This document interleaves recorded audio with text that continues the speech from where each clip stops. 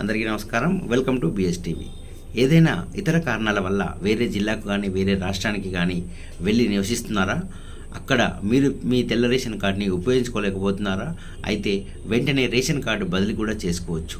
Apply చేయడానికి అవసరమైన application form కోసం మీరు ఎక్కడికో వెళ్ళాల్సిన పని కూడా లేదు. అది ఆన్లైన్లోనే దొరుకుతుంది. దానికోసం మీరు nfsa.gov.inలోకి వెళ్ళి అక్కడ రేషన్ కార్డ్స్ ఆప్షన్స్లో ration card detail on state పోర్టల్లో మీరు దాన్ని ప్రింట్ తీసుకోవచ్చు. అవసరమైన పత్రాలను జత చేసి మీరు మీ దగ్గరలో ఉన్న తహసీల్దార్ కార్యాలయంలో లేదా ఆహార విభాగానికి చెందిన ఆఫీస్లో ఇవ్వాల్సి ఉంటుంది.